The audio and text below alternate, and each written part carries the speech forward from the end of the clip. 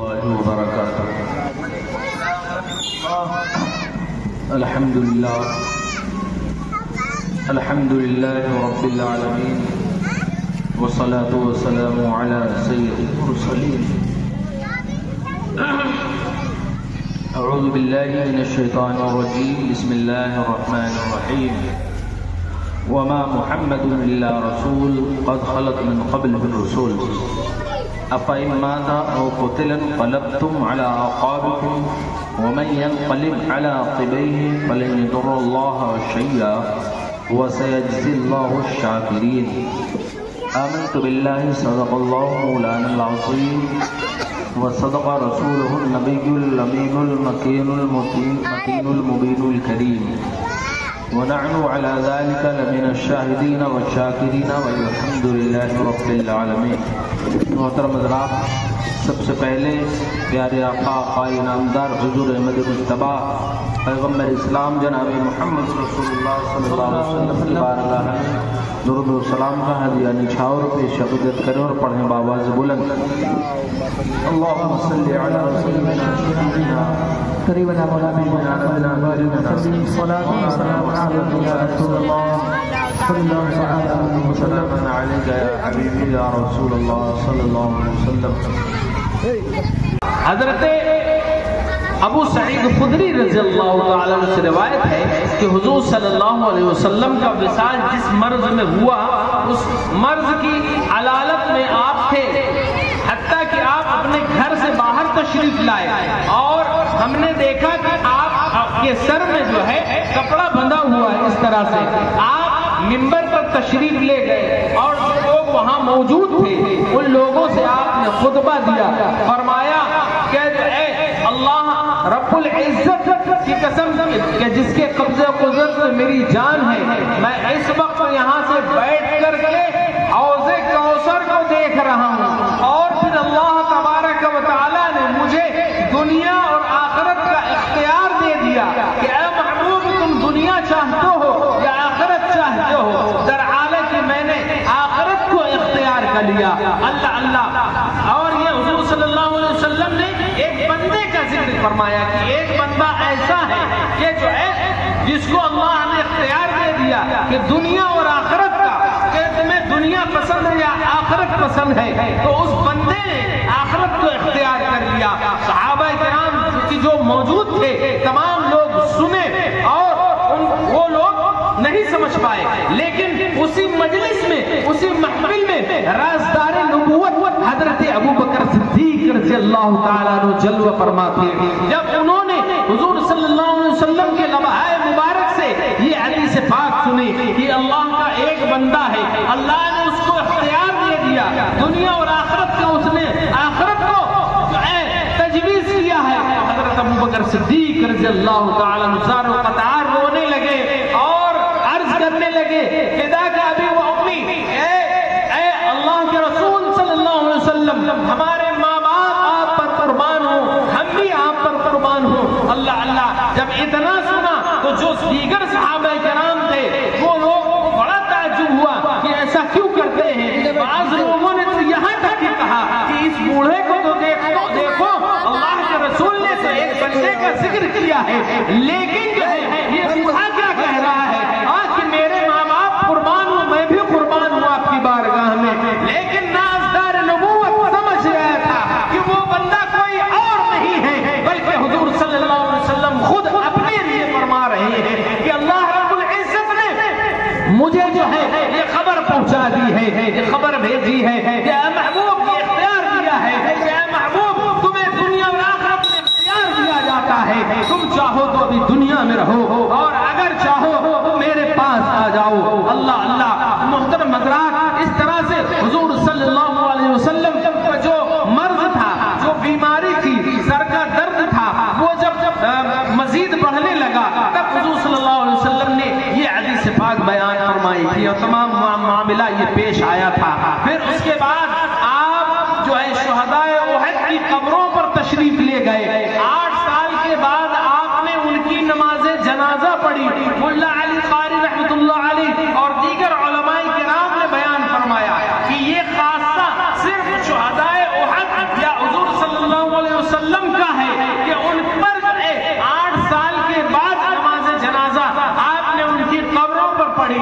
حالانکہ دیگر علماء کرام بیان فرماتے ہیں کہ حضور صلی اللہ علیہ وسلم زندوں سے اور مردوں سے مردوں کو جدا کر رہے تھے, ان سے رخصت ہو رہے تھے کہ آج مل لو جس کو جو ملنا ہے, جس کو جو ملاقات کرنا ہے ملاقات کر لے. اس کے بعد پھر ظاہری اعتبار سے تم مجھے چلتا پھرتا ہوا یہاں نہ دیکھو گے. اللہ اللہ. پھر اس کے بعد حضور صلی اللہ علیہ وسلم نے حضرت بلال رضی اللہ تعالیٰ عنہ کو بلوایا. بلانے کے بعد کہا کہ مدینے کی گلیوں میں جاؤ اور جا کر کے یہ اعلان کر دو کہ حضور صلی اللہ علیہ وسلم کا آخری خطبہ, آخری نصیحت سننے کے لیے مسجد نبوی میں حاضر ہو جائیں. اللہ اللہ. جب حضرت بلال یہ آواز دینے لگے اور یہ اعلان کرنے لگے تو لوگ جو ہے بادل نخواستہ یعنی حیرت و استعجاب میں پڑے ہوئے اپنے گھروں کو کھلا چھوڑ کر, دکانوں اور بازاروں کو یوں ہی کھلا چھوڑ کر مسجد نبوی میں تھوڑی ہی دیر میں سب لوگ جمع ہو گئے. حتیٰ کہ مسجد نبوی میں اب کوئی گنجائش باقی نہ رہی. یہاں اپنی زبان میں یہ کہہ لیجیے کہ مسجد نبوی کھچا کھچ بھر گئی, اس میں کوئی جگہ باقی نہ رہی. پھر اس کے بعد اللہ کے رسول صلی اللہ علیہ وسلم منبر پر رونق افروز ہوتے ہیں اور اس کے بعد اور بہت ساری نصیحتیں ارشاد فرماتے ہیں کہ ہر ایک کو جانا ہے, لہذا میں تم سے پہلے جا رہا ہوں, میرا وقت اس دنیا میں ظاہری اعتبار سے آ گیا ہے, لہذا اگر کسی کا کوئی حق مجھ پر ہو, کوئی جان کا, مال کا, سامان کا, تو مجھ سے ابھی لے لے.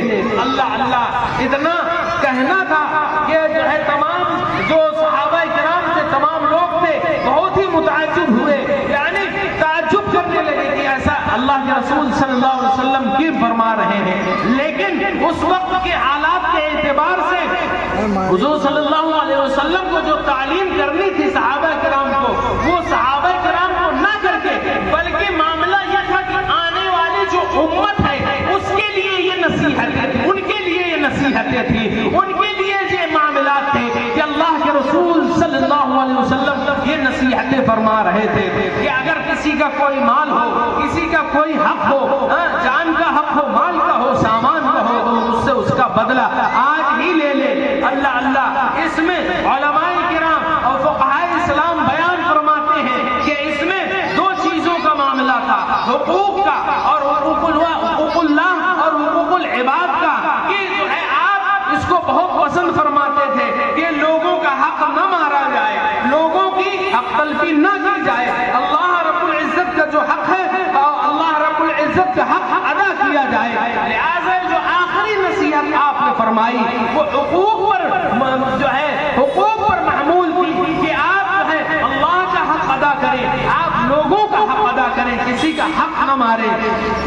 اور حقوق اللہ تو 2 طرح کے ہوتے ہیں. ایک تو یہ ہے کہ اگر بندے نے کوئی گناہ کر لیا, اللہ تبارک و تعالیٰ سے معافی مانگے, توبہ استغفار کرے, تو اللہ رب العزت اپنے فضل و کرم سے اسے معاف فرما دے. اور جو دوسری قسم ہے حقوق اللہ کی, اس میں اللہ تبارک و تعالیٰ سے توبہ استغفار کرے, لیکن وہ معاف اسی کنڈیشن میں ہوگا جب کہ وہ بندہ اس چیز کو, جس گناہ کو اس نے کیا ہے, اور اس کو جو ہے کر لے پہلے, مطلب اس کو اگر اس چیز کو چھوڑا ہے, چھوڑنے کی وجہ سے جو گناہ ملا ہے اس چیز کو ادا کر لے, تب بندہ رب کی بارگاہ میں توبہ استغفار کرے تو اللہ تبارک و تعالیٰ معاف فرمائے گا.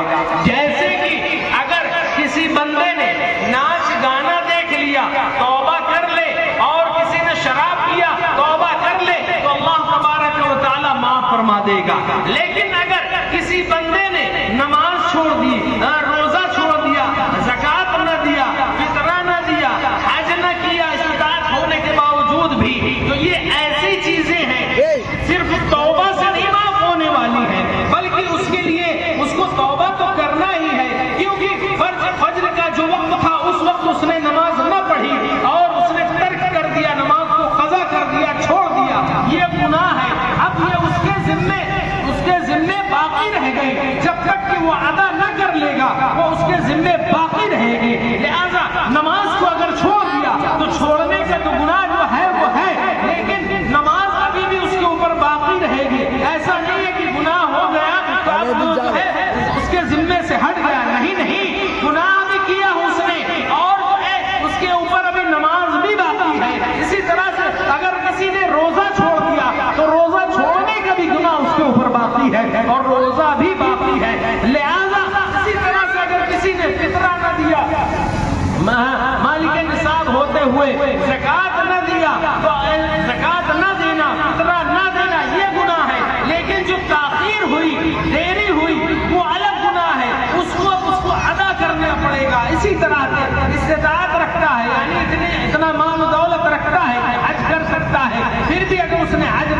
किया तो ये उसने गुनाह किया। अब ये तो सोचे कि गुनाह हो गया है तो अब जो है हज मेरे ऊपर से साबित हो गया, हट गया। नहीं नहीं, वो गुनाह तो उसके ऊपर बाकी है लेकिन हज भी बाकी है। इसलिए वक्त मुकर्ररा पर नमाज भी पढ़े, वक्त मुकर्ररा पर रोजा भी रखे, वक्त मुकर्ररा पर ज़कात भी अदा करे, वक्त मुकर्ररा पर जो है फितरा भी अदा करे, वक्त मुकर्ररा पर हज भी अदा करे। जब इसको अदा करोगे तो फिर हुकूकुल्लाह का कोई मामला या आपके ऊपर बाकी न रहेगा। लिहाजा किसी ने रोजा छोड़ दिया, नमाजें छोड़ दी, ज़कात छोड़ दिया, फितरा छोड़ दिया, हज छोड़ दिया, तो छोड़ने का गुनाह अलग है लेकिन वो सारी चीजें उसके ऊपर बाकी हैं। जब तक वो चीजें अदा न कर लेगा तब तक जो है उसके ऊपर से वो चीजें साबित न होगी। मान लीजिए किसी शख्स ने सुबह से लेकर के शाम तक माज़अल्लाह 5 टाइम की नमाजें छोड़ दिया है, कज़ा कर दिया है, तो अब ये कज़ा करने का गुनाह उसके ऊपर है। अब जब तक कि वो नमाज अदा न कर लेगा, तौबा इस्तग़फ़ार न कर देगा, तब तक अल्लाह तबारक व तआला माफ न फरमाएगा। अब आप एक बात ये भी सुनते चले कि अगर ये आम तौर पर अपने यहाँ बहुत मशहूर है कि अगर हज कर लो तो अल्लाह तबारक व तआला बंदे के तमाम गुनाहों को माफ फरमा देता है। और हदीस पाक भी है कि बंदा जब हज कर लेता है तो वो ऐसा हो जाता है जैसे आज ही पैदा हुआ है माँ के पेट में, यानी एकदम पाक और साफ हो जाता है। और इसी तरह से अत्ताइबु मिन ज़म्बि कमन ला ज़म्ब लह, कि तौबा करने वाला जब तौबा कर लेता है तो ऐसा होता है कि गोया उसने गुनाह किया ही नहीं। तो उसकी टर्म्स कंडीशन है, उसको समझना है कि इसका मतलब मामला क्या होता है। तौबा का मतलब ये होता है कि तौबा कर ले, फिर वो गुनाह वो वाला जिससे तौबा किया है वो गुनाह को कभी ना करे, इसका मतलब होता है तौबा। ऐसा नहीं है कि शाम में जो है शराब पी लिया, दूसरे दिन होश आया कि मैंने गुनाह कर लिया, तौबा कर ले, दूसरे दिन फिर पी ले, फिर तीसरे दिन सुबह उठ करके तौबा करे, तो ये तौबा काबिल कबूल नहीं होती है। बल्कि तौबा का मतलब जो होता है कि तौबा कर ले तो फिर वो उस गुनाह से बाज आ जाए, उस गुनाह को ना करे, इसका मतलब ये होता है। और हज का मतलब जो होता है, यकीनन जो हदीस पाक है उसमें कोई शक व शुबा नहीं है, लेकिन वो जो हदीस पाक है वो छोटे गुनाहों के लिए है कि अगर कोई बंदा हज करता है तो वो छोटे गुनाहों से इस तरह से पाक हो जाता है जैसे कि आज ही माँ के पेट से पैदा हुआ है। अब छोटा गुनाह यूं समझ लीजिए कि कोई मर्द है कहीं जा रहा है, किसी औरत पर नजर पड़ गई तो पहली नजर पड़ी तो गुनाह नहीं, लेकिन दूसरी नजर उठा करके उसने देखा तो ये गुनाह हो गई। तो इस तरह के गुनाह, छोटे मोटे गुनाह जो है ये माफ कर दिए जाएंगे। लेकिन जो बड़ा गुनाह होगा, मान लीजिए अगर उसने जिना किया है, चोरी की है और दीगर काम किए हैं, तो ये सिर्फ तौबा से नहीं माफ होने वाले हैं। समझ रहे ना मेरी बात? या सिर्फ हज से माफ होने वाले नहीं हैं, इनका जब तक आप अदा न करेंगे, मामला इनका पूरा न करेंगे, तब तक कि ये अदा न होंगे। इसलिए किसी बंदे ने अगर नमाज छोड़ी है तो वह तमाम नमाजों को अदा करे, यानी तमाम नमाजों को अदा करे। रोजा छोड़ा है, बंदा हो या बंदी हो, ना रोजा छोड़ा है तो वो पूरे रोजे रखे, और हज को छोड़ा है तो वो हज करे। इसी तरह से ज़कात नहीं दिया है तो वो ज़कात अदा करे, फितरा नहीं दिया है तो फितरा अदा करे। अदा करने के बाद अब तौबा करे कि मौला माफ फरमा दे, तब अल्लाह तबारक व तआला उसको इन गुनाहों से माफ फरमाएगा। बात समझ में आ गई? इसलिए इन चीजों का बहुत ख्याल और ध्यान रखने की जरूरत है। ये हो गया हुकूकुल्लाह, जिसकी 2 किस्में हैं। हुकूकुल इबाद, ये यानी बंदों के हुकूक, किसी को गाली दी है, किसी को मारा है, किसी को सताया है, किसी جگہ پر ناجائز قبضہ کر لیا ہے، پڑوسی کو تکلیف دی ہے، ماں باپ کو مارا ہے یا تکلیف دی ہے، تو یہ حقوق العباد میں آتا ہے۔ حقوق العباد کا معاملہ بہت سخت ہے۔ اللہ تبارک و تعالی حقوق العباد ہرگز نہ معاف فرمائے گا جب تک کہ بندہ اپنے حقوق معاف نہ کر دے، اور وہ بندہ معاف تب کرے گا جس کا حق مارا ہے ہم نے، اس سے معافی تلافی کر لے یا اس کو اس کا حق دے دیں اور اس کے بعد کہیں بھیا معاف کر دے۔ کسی کو گالی بکا ہے، اس سے معافی تلافی کر لے، وہ معاف کر دے، تب معاف ہوں گے، ورنہ اللہ کے رسول صلی اللہ علیہ وسلم ارشاد فرماتے ہیں اپنے صحابہ کرام سے، اے میرے پیارے صحابیوں بتاؤ تم میں سے سب سے بڑا مفلس اور غریب آدمی کون ہے؟ صحابہ کرام نے عرض کیا یا رسول اللہ صلی اللہ علیہ وسلم، ہم میں سے غریب وہ ہے جس کے پاس کوئی ساز و سامان نہیں ہے، جس کے پاس مال نہیں ہے۔ پھر اللہ کے رسول ارشاد فرماتے ہیں کہ حقیقت میں غریب اور مسکین اور مفلس آدمی وہ ہے جو اس حال میں بروز محشر آئے کہ اس کے پاس نیکیاں نہ ہوں، اور اگر نیکیاں ہوں بھی تو اس حال میں آئے کہ روزے لے کر کے آئے، نماز لے کر کے آئے، زکوٰۃ لے کر کے آئے، حج لے کر کے آئے، لیکن وہ مفلس کب ہوگا؟ مان لیجیے حج کیا ہے، زکوٰۃ دیا ہے، فطرہ دیا ہے، نمازیں پڑھی ہے، روزے رکھے ہیں، لیکن ماں باپ کو ستایا ہے، پڑوسی کو تکلیف دی ہے، ناحق کسی کا خون کیا ہے، کسی کو گالی بکی ہے، کسی کو مارا پیٹا ہے، تو جو ہے جب تک وہ کسی کو مارا پیٹا ہے تو اس حال میں آئے گا کہ اس کے پاس سب کچھ ہوں گے، نیکیاں بھی ہوں گے، لیکن یہ حقوق العباد میں وہ گرفتار ہوگا۔ جب وہ حقوق العباد میں گرفتار ہوگا تو اس کی نیکیاں ان بندوں میں تقسیم کر دی جائیں گی، ان لوگوں میں تقسیم کر دی جائیں گی، بانٹ دی جائیں گی جس کو اس نے تکلیف دی ہوگی، کسی کی جس کو تکلیف دی ہوگی اور جس کو مارا ہوگا، جس کو گالی بکی ہوگی، ان کو جو ہے تقسیم کر دی جائیں گی اس کی نیکیاں، اور یہ ایسی کنڈیشن میں آئے گا کہ اب اس کے پاس کوئی نیکی نہ بچے گی۔ یعنی آیا تو تھا نماز لے کر کے، روزہ لے کر کے، حج لے کر کے، زکوٰۃ لے کر کے، لیکن اب اس کی کنڈیشن یہ ہو گئی، اب چونکہ وہ حقوق العباد میں وہ گرفتار تھا، اب اس کی کنڈیشن یہ ہو گئی، وہ انصاف ہو گیا، ان بندوں کو جس کا اس نے حق مارا تھا ان کو دے دیا گیا، اس کی نیکیاں دے دی گئی، تو اب یہ بالکل فری ہو گیا، اس کے پاس کچھ بھی نہیں بچا۔ حقیقت میں مفلس اور غریب آدمی وہی ہے۔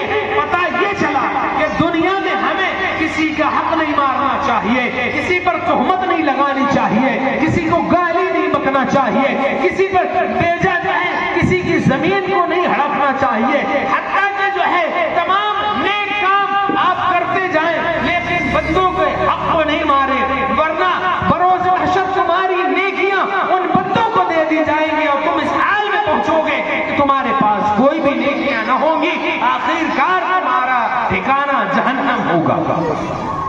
اس لیے کسی کو گالی نہیں بکنا، کسی کو کے اوپر تہمت نہیں لگانا، کسی کا مال نہیں ہڑپنا ہے، کسی کو مارنا نہیں، کسی کو تکلیف نہیں دینا۔ یہ اسلام کی تعلیمات ہے، یہ اسلام کی تعلیمات ہے، ان تعلیمات پر ہمیں عمل کرنا چاہیے۔ ہم آج مسلمان ہونے کا دعویٰ کرتے ہیں، سنی مسلمان ہونے کا دعویٰ کرتے ہیں، لیکن اگر ہم ان چیزوں میں مبتلا ہیں، اگر ان چیزوں میں ہم گرفتار ہیں تو یقیناً آپ سنیت کو بدنام کر رہے ہیں، آپ اسلام کو اور مسلمانوں کو بدنام کر رہے ہیں۔ ہمیں ہونا تو یہ چاہیے کہ ہم جس طرف سے جائیں لوگ یہ کہیں یہ مسلمان جا رہا ہے، یہ نبی کا دیوانہ جا رہا ہے، یہ نبی کا ماننے والا جا رہا ہے، یہ اسلام کا پیروکار جا رہا ہے، یہ کبھی جھوٹ نہیں بولتا، یہ کبھی کسی کو ستاتا نہیں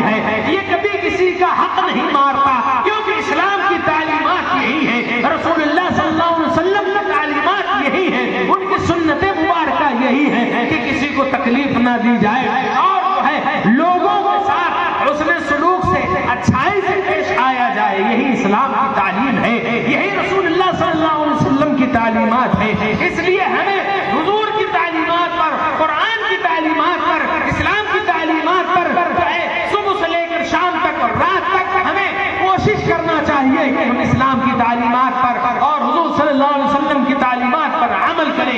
یقیناً جس بندے نے صبح سے لے کر شام تک اور شام سے لے کر صبح تک یہ اسی طرح سے اس کا دن اور رات گزرتے چلے گئے اور اس کے دل میں غرور، گھمنڈ، تکبر نہ آیا اور اپنے سے کسی کو ذلیل نہ سمجھا، تو یقیناً اس کا ٹھکانہ جنت ہے۔ بہت سے لوگ ہوتے ہیں نا، کچھ لوگ اگر نماز 2-4 ٹائم کی پابندی سے پڑھنے لگے تو جو نہیں پڑھتا اس کو بڑی حقارت کی نظر سے دیکھتے ہیں۔ ایسا ہوتا ہے نا، ایسا نہیں کرنا، ایسا نہیں کرنا چاہیے۔ آپ جانتے ہو، ہم جانتے ہیں، سنتے بھی کہ اللہ دلوں کے حالات کو، راز کو جانتا ہے۔ بولو بے شک، سبحان اللہ، اس میں کوئی شک و شبہ نہیں۔ ہمارے دل میں کیا ہے یہ اللہ سے پوشیدہ یا چھپا ہوا نہیں ہے۔ اور کون بندہ کتنی نیکیاں کر رہا ہے اور کون سی نیکی، ایک نیکی اللہ کو پسند آ گئی ہے کہ اللہ تبارک و تعالیٰ اسی ایک نیکی کی وجہ سے اس بندے کو بخش دے۔ اس لیے کسی کو حقارت کی نظر سے نہ دیکھو۔ ہاں تنبیہ کیجئے، نماز نہیں پڑھتا کوئی تو اس کو نماز کے لیے ترغیب دیجئے کہ چلو نماز پڑھنے چلو۔ روزہ نہیں رکھتا تو اس کو روزہ رکھنے کی ترغیب دیجئے۔ زکوٰۃ نہیں دیتا تو اس کے زکوٰۃ ادا کرنے کے فائدے بتائیے، فطرہ ادا کرنے کے فائدے بتائیے، اور حج نہیں کرتا ہے تو حج کرنے کے فائدے اس کو بتائیے۔ اور جب آپ فائدے بتائیں گے یقیناً بندے کا دل دھیرے دھیرے اپنے رب کی طرف سے اس کا لگاؤ ہونے لگے گا، تو وہ نماز بھی پڑھے گا، روزہ بھی رکھے گا، حج بھی کرے گا، زکوٰۃ بھی ادا کرے گا۔ بات سمجھ رہے ہیں نا؟ تو کسی کو ذلیل کر کے یہ کام نہیں کرنا، بلکہ خوش دلی سے کیجیے اور کسی کو حقیر یا ذلیل نہ سمجھیے، کسی کو حقیر یا ذلیل نہ سمجھیے، بلکہ نعرہ تکبیر، نعرہ تکبیر، نعرہ رسالت، نعرہ رسالت، مفتی عارف نعیمی صاحب قبلہ، مفتی عارف نعیمی صاحب قبلہ، ذکر شہدائے کربلا، ذکر شہدائے کربلا، نعرہ تکبیر، نعرہ رسالت۔ سبحان اللہ، ماشاء اللہ۔ ایک دو پہ رکھ دے۔ حضرت علامہ مولانا حافظ قاری مفتی عارف نعیمی صاحب، خطیب و امام اجمیری جامع مسجد جلوہ فروز ہوئے، آپ انہیں ان کے رخ زیبا کی زیارت کیجیے۔ ماشاءاللہ حافظ بھی ہیں، عالم بھی ہیں، مفتی بھی ہیں، امام بھی ہیں اور خوبصورت بھی ہیں۔ سبحان اللہ۔ اللہ کے رسول صلی اللہ علیہ وسلم ارشاد فرماتے ہیں کہ جس نے کسی عالم کو دیکھا گویا اس نے مجھے دیکھا۔ بولو اللہ۔ جس نے کسی عالم سے مصافحہ کیا گویا اس نے مجھ سے مصافحہ کیا۔ سبحان اللہ، بہت بڑی بات ہے، یہ ہلکی بات نہیں ہے۔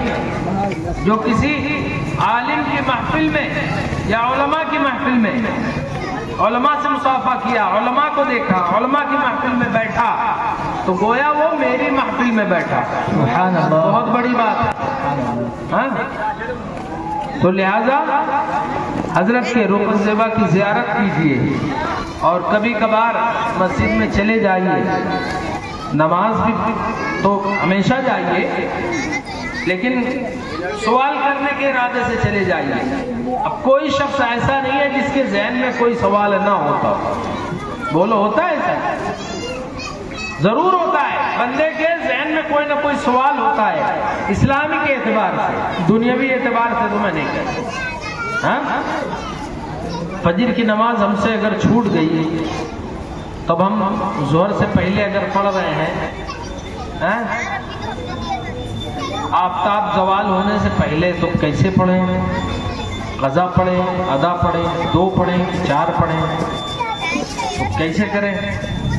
تو چلے جائیے کبھی حضرت سے پوچھ لیجیے کہ حضرت ہماری نماز قضا ہو گئی تھی، یا یہ نہ پوچھیے، یہ نہ کہیے کہ ہماری نماز قضا ہو گئی، بلکہ یہ پوچھیے کہ اگر کسی کی نماز قضا ہو گئی ہے فجر کی، تو وہ 10 بجے پڑھنا چاہتا ہے، تو وہ کس طرح سے پڑھے، کیسے پڑھے، اور ظہر میں پڑھنا ہے تو کس طرح سے پڑھے، کیسے پڑھے، کیا پڑھے؟ بات سمجھ میں آ رہی ہے؟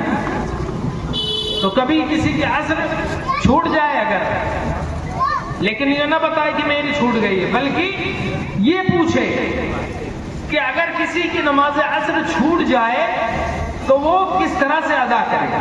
چلے جائیے امام صاحب کے پاس، بے شک کسی کو عقیقہ کروانا ہے، اب کیسے کروائیں؟ غلط طرح کی رواج لوگوں میں عام ہے، تو جس کا کہتے ہیں معاذ اللہ، میں نہیں کہہ رہا ہوں، یہ ان لوگوں کی باتیں بتا رہا ہوں کہ اگر کسی کا عقیقہ نہیں ہوا ہے تو کہتے ہیں اس کی قربانی وہ کر ہی نہیں سکتا۔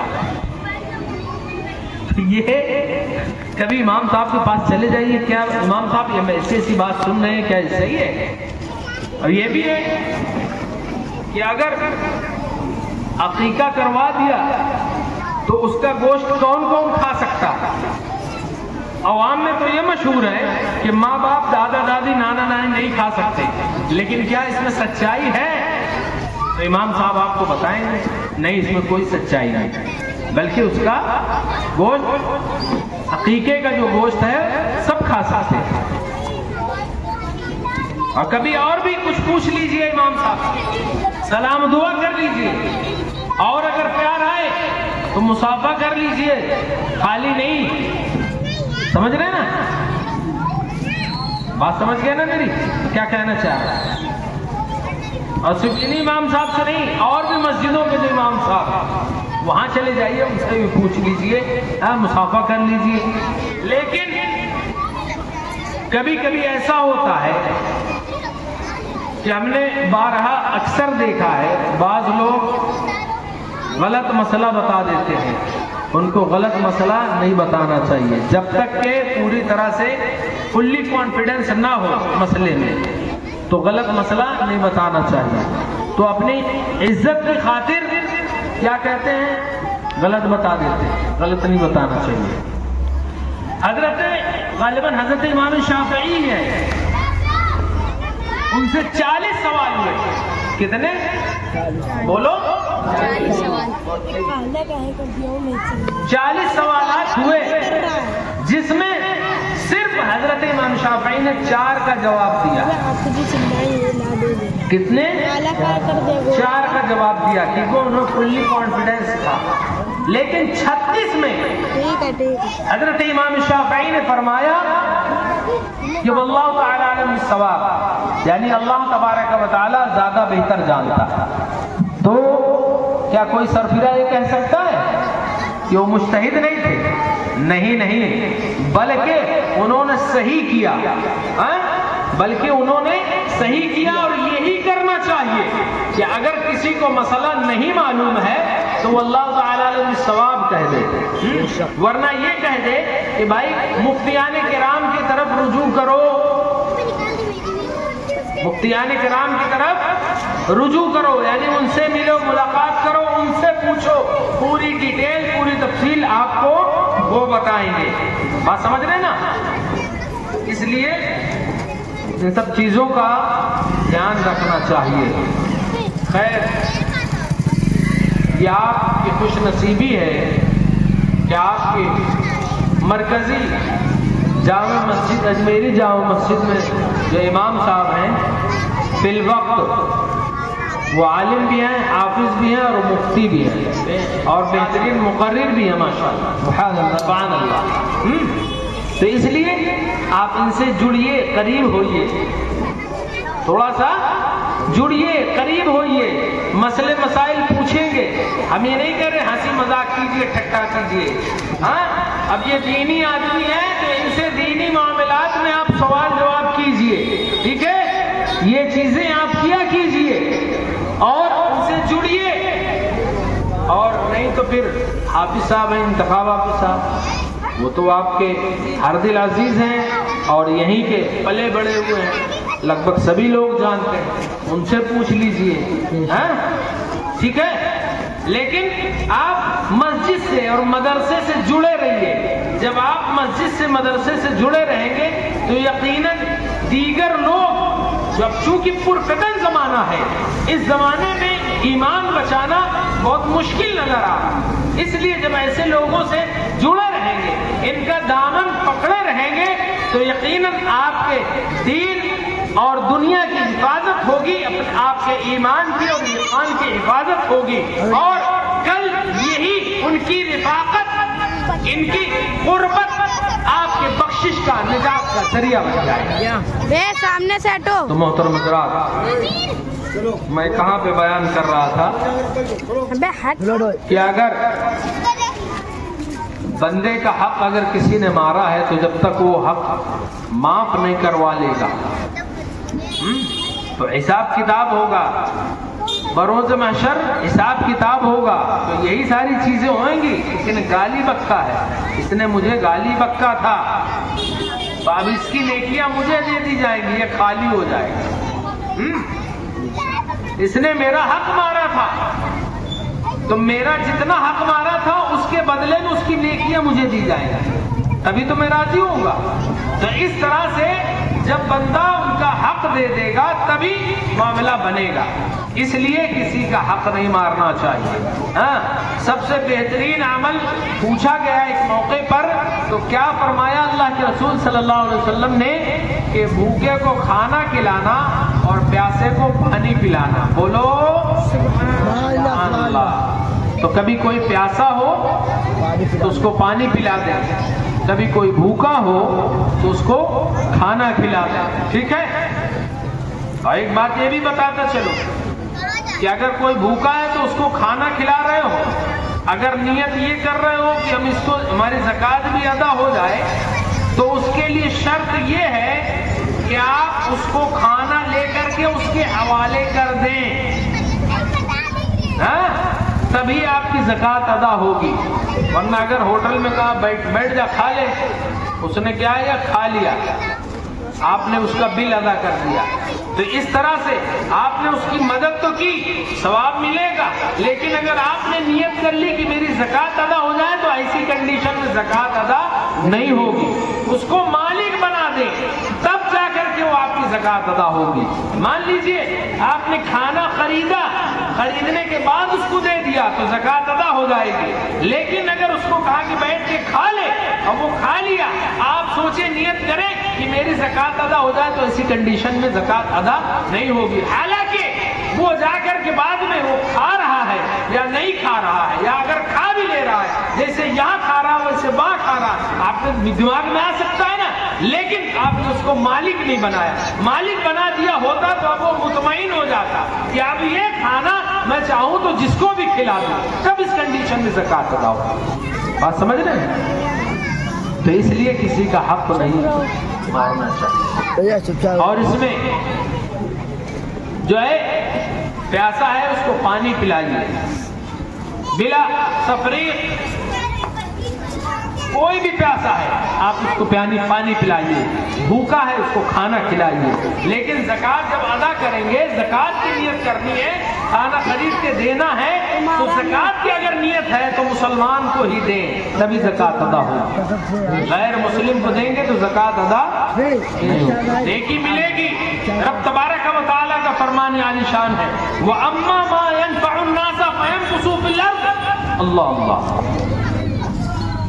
کہ لوگوں کے ساتھ اچھائی سے پیش آؤ، وَأَمَّا مَا يَنْفَعُ النَّاسَ، لوگوں کو فائدہ پہنچاؤ، فَيَمْكُثُ فِي الْأَرْضِ، تو زمین پہ پھیل جاؤ گے، یعنی تمہارا کاروبار ہے تو کاروبار پھیل جائے گا۔ اس میں کوئی مذہب کی تفریق نہیں ہے کہ خالی مسلمانوں کو کھلاؤ، نہیں، بلکہ غیر مسلموں کو کھلاؤ، جو بھوکا ہے اس کو کھلاؤ۔ لیکن اگر زکوٰۃ کا معاملہ ہے، جو ضروری ہے، واجبات کا معاملہ ہے، وہ اگر آپ کو دینا ہے تب تو آپ کو مسلمان کو ہی دینا پڑے گا۔ لیکن اگر آپ کی نیت یہ ہے کہ اللہ تبارک و تعالی ہمیں جو ہے اس کا صلہ دے، یا جو ہے قرآن کی اس آیت کے مطابق اس کا مصداق ہم بن جائیں، تو آپ اس نیت سے کھلا دیجیے۔ कोई दिक्कत नहीं। अल्लाह तबारक व तआला ने फरमाया है कि लोगों को जब फायदा पहुंचाओगे तो अल्लाह रब्बुल इज्जत तुम्हें फैला देगा, तुम्हारे कारोबार को दुनिया में जमीन पर फैला देगा। ठीक है, बात समझ में आई? दरूद पाक पढ़ें। अल्लाहुम्मा सल्ली अला सय्यिदना शफीना हबीबना मौलाना मुहम्मद मौलाना सल्लल्लाहु अलैहि वसल्लम या रसूलल्लाह सल्लल्लाहु अलैहि वसल्लम अलैका या हबीबी या रसूलल्लाह सल्लल्लाहु अलैहि वसल्लम। मोहतरम हज़रात, हदीस शरीफ में आया कि हुजूर सल्लल्लाहु अलैहि वसल्लम का मर्ज जो था, बीमारी थी, वो जब बड़े आखिर वक्त जब करीब आया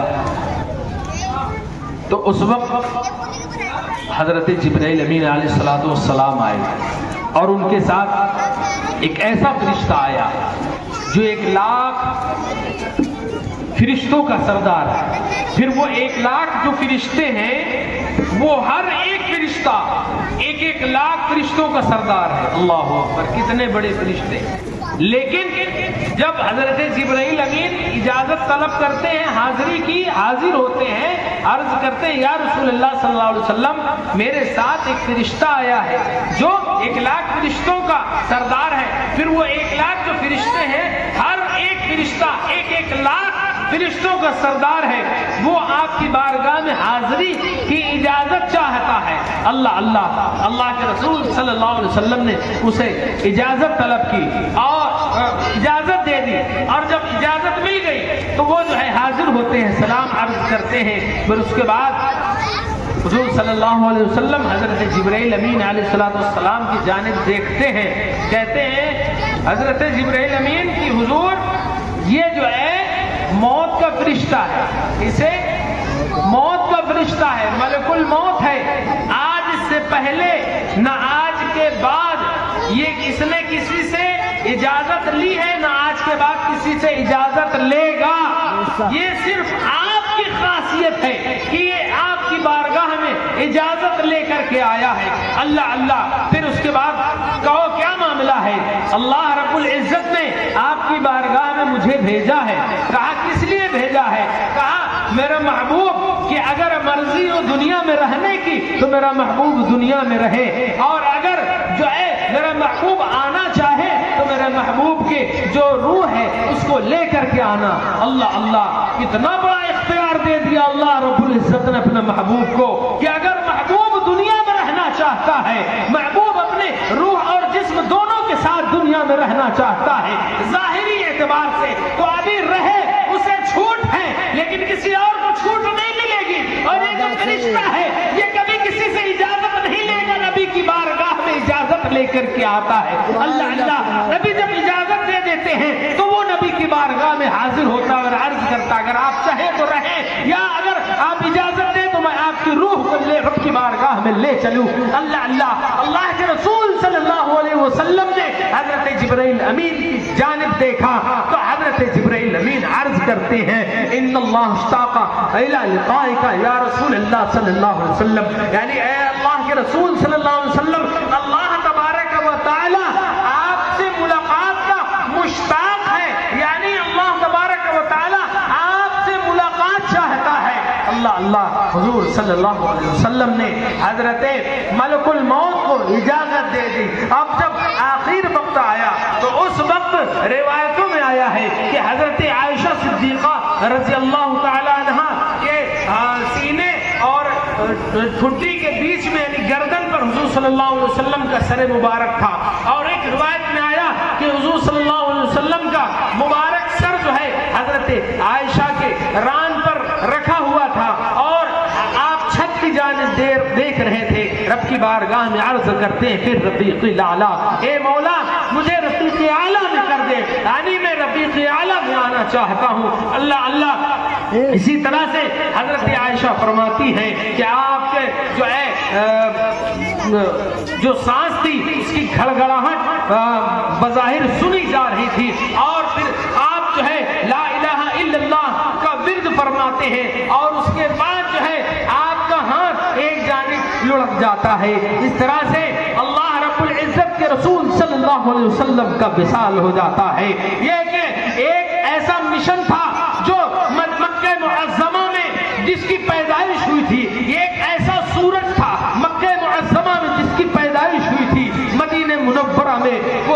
سورج آج غروب ہو گیا ہے بظاہر، لیکن اے لوگوں اس چیز کو دھیان رکھنا، میں نے جیسا کہ پہلے ہی آپ کو بتایا، اکثر و بیشتر بتاتا رہتا ہوں، یہ نہ سمجھ لینا کہ نبی معاذ اللہ مر کر مٹی میں مل گئے، اب انتقال کر گئے تو معاملہ ختم ہو گیا، نہیں، میں ابھی آپ کو بتاؤں گا، اور اکثر و بیشتر میں بتاتے رہتا ہوں، اس سے پہلے بھی میں نے بارہا بتایا ہے۔ بہرحال آپ کا وصال ہو گیا، جب باہر لوگوں میں خبر پہنچی تو سب جو ہے پریشان حال ہو گئے۔ حضرت عمر فاروق اعظم رضی اللہ تعالیٰ عنہ کا معاملہ یہ تھا کہ ننگی تلوار لیے مدینے کی گلیوں میں بازاروں میں ٹہل رہے ہیں اور کہہ رہے ہیں خدا کی قسم اگر کسی نے کہہ دیا کہ نبی کریم صلی اللہ علیہ وسلم کا انتقال ہو گیا ہے تو میں اس کی گردن مار دوں گا۔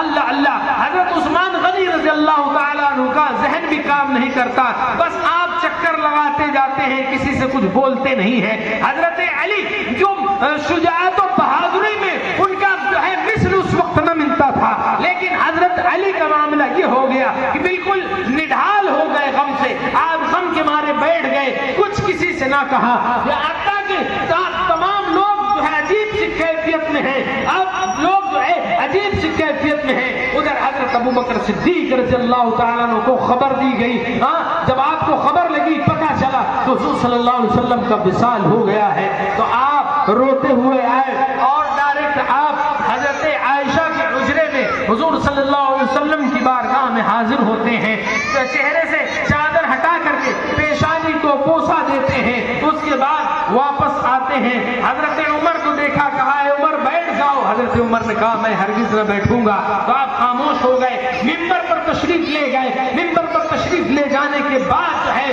آپ خطبہ دیتے ہیں، ارشاد فرماتے ہیں اے لوگوں سن لو، جو محمد صلی اللہ علیہ وسلم کی عبادت کرتا تھا تو وہ جان لے کہ محمد صلی اللہ علیہ وسلم کا وصال ہو چکا ہے، لیکن جو اللہ کی عبادت کرتا ہے وہ جان لے کہ اللہ کبھی نہیں مرتا اور نہ کبھی مرا نہ کبھی مرے گا، ہمیشہ زندہ رہنے والی ذات اللہ رب العزت کی ہے۔ لہذا آپ نے ایک آیت کریمہ پڑھی، وما محمد الا رسول قد خلت من قبلہ الرسل افإن مات او قتل انقلبتم على اعقابكم ومن ينقلب على عقبيه فلن يضر الله شيئا وسيجزي الله الشاكرين۔ محمد صلی اللہ علیہ وسلم تو اللہ کے رسول ہیں، وہ تو ایک رسول ہیں، اگر ان کے پہلے بھی اور رسول آئے تو اگر کوئی رسول انتقال کر جائے یا ان کو قتل کر دیا جائے یا تم واپس الٹے پاؤں پھر جاؤ گے، یعنی مسلمان ہونے کے بعد اگر انتقال ہونے کی وجہ سے مرتد ہو جاؤ تو تم مرتد ہونے کی وجہ سے تم اپنا ہی خسارہ کرو گے، اللہ کا نقصان نہ کرو گے، لیکن اگر تم ثابت قدم رہو گے، مسلمان ہو مسلمان ہی رہو گے تو اللہ تبارک و تعالی شکر کرنے والوں کا اور صبر کرنے والوں کو بہترین جزا اور بہترین اجر عطا فرماتا ہے۔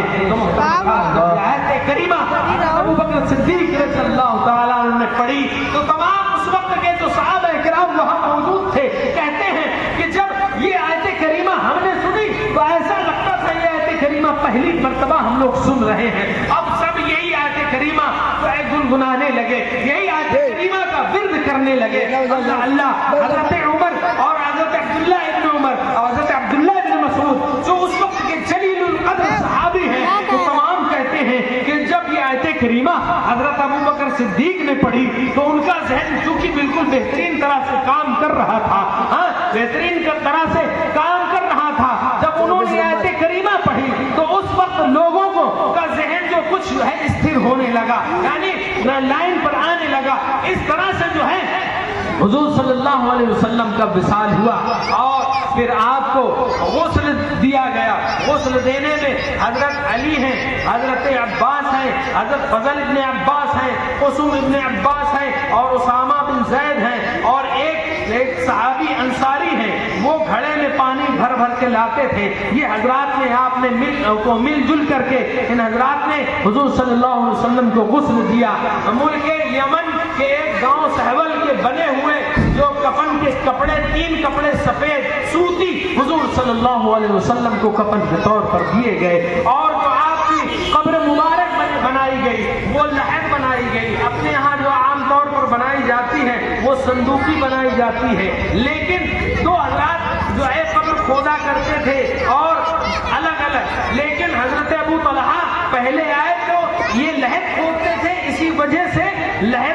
لوگوں نے کہا کہ لحد کھودی جائے. لحد میں حضور صلی اللہ علیہ وسلم کو جو ہے لٹایا گیا وہ لحد تھی. اور یہ حضرات جن کا میں نے بھی نام لیا، حضرت علی ہیں، حضرت عباس ہیں، فضل ابن عباس ہے، قسم ابن عباس ہے، اسامہ بن زید. ایک روایت میں آیا کہ یہ بھی جو ہے قبر انور میں اترے تھے. حضور صلی اللہ علیہ وسلم کو دائنے کروٹ پر قبلہ روح آپ کو لٹایا گیا.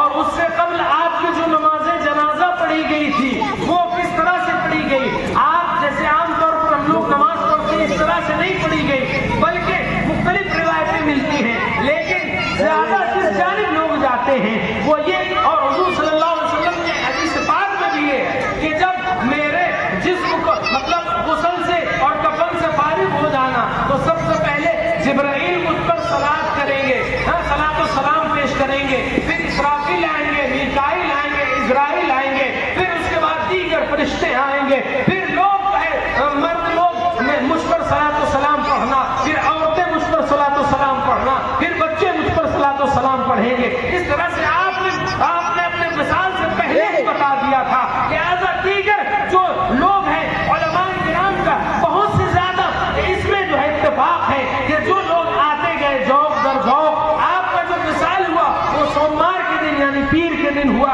اب چونکہ اخیر وقت آ رہا تھا اس لیے اس دن آپ کی تجہیز و تکفین نہ ہوئی، بلکہ آپ منگل کو تجہیز و تکفین ہوئی. آپ کو جب قبر انور پر لٹا دیا گیا اور اس کے بعد صحابی رسول ہیں حضرت فضل ابن عباس یا قسم ابن عباس، حضرت عباس کے بیٹے ہیں، حضور صلی اللہ علیہ وسلم سے ایک سگے چچا کے بھائی، سگے چچا زاد بھائی ہیں. کون؟ حضرت قسم ابن عباس یا فضل ابن عباس. یہ کہتے ہیں جب ہم نے آخری زیارت حضور صلی اللہ علیہ وسلم کی کرنی چاہی تو ہم نے کیا دیکھا کہ حضور صلی اللہ علیہ وسلم کے لبہائے مبارک یعنی ہونٹ مبارک ہل رہے ہیں. یہ کہتے ہیں کہ میں نے اپنے کانوں کو حضور کے لبوں کے قریب میں لگا دیا تو حضور صلی اللہ علیہ وسلم رب کی بارگاہ میں اب بھی عریضہ پیش کر رہے ہیں. کیا کہہ رہے ہیں؟ رب سلم امتی، رب سلم امتی. اے میرے رب میری امت کو بخش دے، اے میرے رب میری امت کو بخش دے، اے میرے رب میری امت کو میرے حوالے کر دے. اے لوگوں، اے مسلمانوں، اے نبی کے چاہنے والوں، سوچو سوچو نبی ہمارے لیے کبھی بھی چاہے سفر میں ہوتے، حضر میں ہوتے، آندھی طوفان میں، بارش میں ہوتے، گھر میں ہوتے، باہر ہوتے، دن میں ہوتے، رات میں ہوتے، یہاں تک کہ قبر انور میں بھی نبی کریم صلی اللہ علیہ وسلم نے ہمیں فراموش نہ فرمایا. آج ہم ان کی کتنی سنتوں پر عمل کر رہے ہیں. ہمیں اپنا تجزیہ کرنا چاہیے، ہمیں اپنا محاسبہ کرنا چاہیے، ہمیں اپنے گریبان میں جھانک کر کے دیکھنا چاہیے کہ نبی کریم صلی اللہ علیہ وسلم کی کتنی سنتوں پر ہم عمل کر رہے ہیں اور نبی کی کتنی سنتوں کو پامال کر رہے ہیں. نبی نے فرمایا ہے قرۃ عینی فی الصلاۃ، نماز میری آنکھوں کی ٹھنڈک ہے. آپ غور کریں کہ آپ کتنے وقت کی نماز پڑھ رہے ہیں، کتنے وقت کی نماز پڑھ کے نبی کریم صلی اللہ علیہ وسلم کی آنکھوں کو ٹھنڈک پہنچا رہے ہیں. اے لوگوں، قبر انور پر بھی وہ رسول نے، وہ نبی نے ہمیں جو ہے ہمیں بھلایا نہیں، بلکہ وہاں بھی اپنے رب کی بارگاہ میں ہی عریضہ پیش کر رہے تھے. اللہ اللہ. اس کے بعد جو ہے آپ کو جو ہے مٹی دی گئی اور اس کے بعد حضرت عائشہ اور حضرت فاطمہ الزہرا رضی اللہ تعالی عنہما پر جو غم کا پہاڑ تو ویسے پورے مدینے پر ٹوٹ پڑا تھا.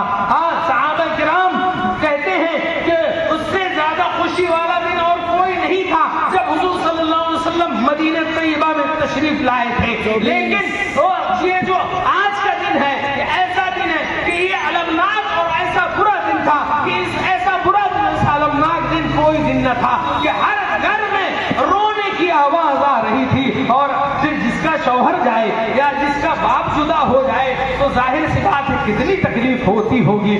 اور روایتوں میں یہ بھی آیا ہے کہ اس کے بعد سے حضرت فاطمہ الزہرا کو کبھی ہنستے ہوئے نہیں دیکھا گیا. اللہ اللہ. حضرت فاطمہ الزہرا رضی اللہ تعالی عنہا جو ہے آپ کے حجرے مبارک پر جہاں آپ کی قبر مبارک بنی حضور صلی اللہ علیہ وسلم کی حضرت عائشہ کے حجرے میں بنی ہے اور وہیں پہ آج گنبد خضرا بنا ہوا ہے. سمجھ رہے ہیں؟ بات یاد رکھیے گا. حضرت فاطمہ الزہرا چونکہ بیٹی ہیں، آپ گئی جا کر کے حضور صلی اللہ علیہ وسلم کی قبر انور کی مٹی اٹھاتی ہیں اور اٹھا کر کے सूंघने के बाद एक शेर अरबी का कहती है कि माजा अला मन शम्मा तुरबता हमदा अल्लाह शुम्मा मदद ज़माने गवालिया। अल्लाह अल्लाह क्या है उस शख्स के लिए कि जो तुरबत मुस्तफा सल्लल्लाहु अलैहि वसल्लम की मिट्टी को सूंघे तो फिर वो दुनिया की कोई भी खुशबू को न सूंघे।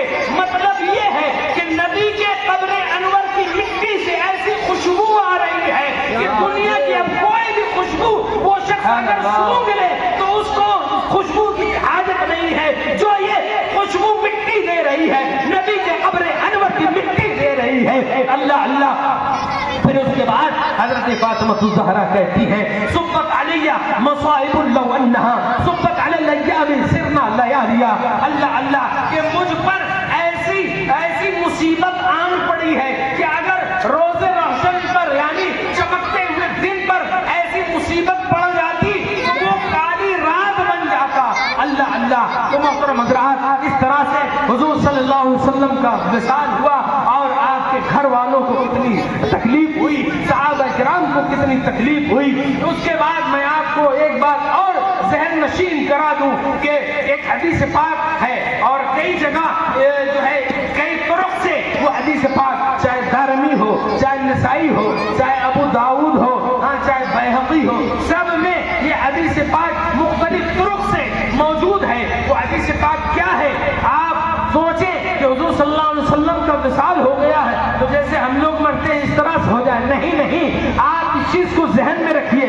इन्नल्लाह हर्रमा अलल अर्दी अन ताकुला अजसादल अंबिया फनबियुल्लाह हय्युन युरज़क़। अल्लाह रब्बुल इज्जत ने नबियों को जिस्म को हराम करार दे दिया कि जमीन खाए, यानी जमीन पर ये हराम करार दे दिया कि नबियों के जिस्म को खाए। यानी जमीन अल्लाह के नबियों के जिस्मों को नहीं खा सकती बल्कि वो अपने कब्रों में जिंदा रहते हैं और उन्हें उनकी कब्रों में रिस्क दिया जाता है। लिहाजा इस बात को जहन में रखिएगा कि हुजूर सल्लल्लाहु अलैहि वसल्लम आज भी अपने कब्र अनवर में जैसे हम लोग जिंदा हैं इससे अच्छी तरह से अपने कब्र अनवर में जिंदा है और क़यामत तक आप उसी हाल में रहेंगे। लिहाजा इसीलिए जैसा कि मैंने कल बताया था कि हुजूर सल्लल्लाहु अलैहि वसल्लम के ऐलान नबुव्वत के बाद तमाम जो शरीयतें थी वो तमाम मनसूख हो गई। सिर्फ और सिर्फ शरीयत मुस्तफाविया ही है। अब है क़यामत कायम होने तक सिर्फ शरीयत मुस्तफाविया शरीयत मुहम्मदिया ही रहेगी। ला इलाहा इल्लल्लाह मुहम्मदुर रसूलुल्लाह ही कलमा रहेगा, इसके अलावा और कोई कलमा न रहेगा। पता ये चला कि नबी की नबूवत भी आज है, क़यामत तक रहेगी। नबी रसूल की रसालत भी आज है, क़यामत तक रहेगी। और हुजूर सल्लल्लाहु अलैहि वसल्लम मक्का की गलियों में मदीने की गलियों में जिंदा रहते हुए आज भी हैं और क़यामत तक के आप जिंदा रहेंगे। अब रब ने वादा किया है कि हर जानदार को मौत का मजा चखना है, इसलिए एक आन के लिए आपको मौत आई, फिर उसी तरह से आपको जो है अल्लाह रब्बुल इज्जत ने जिंदा फरमा दिया। उसका मामला ये है कि आपका जिस्म अक़दस इतना मुबारक और मुक़द्दस है कि हुजूर सल्लल्लाहु अलैहि वसल्लम कि जो रूह है वो रखने के लिए दूसरी जगह कोई और उतनी मोतबर अच्छी मिली ही नहीं। आखिर में रब की इजाजत से रब की मर्जी से हज़रत मलकुल मौत ने फिर आपके जिस्म में हुजूर की रूह को पेश कर दिया। बोलो बोलो। आज भी हुजूर अपने कब्र अनवर में जिस तरह से हम जिंदा हैं इससे अच्छी तरह से जिंदा है और उन्हें उनकी कब्र में रिस्क दिया जाता है और वो जो है इबादतों का सुरूर पाते हैं। हम में अगर कोई इंतकाल कर जाए तो फिर अब उसके बाद उसके लिए नमाज रोजे का कोई मामला नहीं रह जाता। मतलब ना नमाज नहीं पढ़ता, रोजा नहीं रखता, हज नहीं करता, ज़कात नहीं देता। लिहाजा जो मर गया उसका चैप्टर क्लोज हो जाता है। लेकिन हुजूर सल्लल्लाहु अलैहि वसल्लम आज भी अपने कब्र अनवर में जिंदा है और हमारे इमाम ने ये हमें तरगीब दी है और हमें इशारा दिया है। क्या कहते हैं? तू जिंदा है वल्लाह, तू जिंदा है वल्लाह, मेरी चश्मे आलम से छिप जाने वाले, तू जिंदा है वल्लाह, जिंदा है वल्लाह, मेरी चश्मे आलम से छिप जाने वाले। वाखिर दावाना अनिल हम्दुलिल्लाहि रब्बिल आलमीन।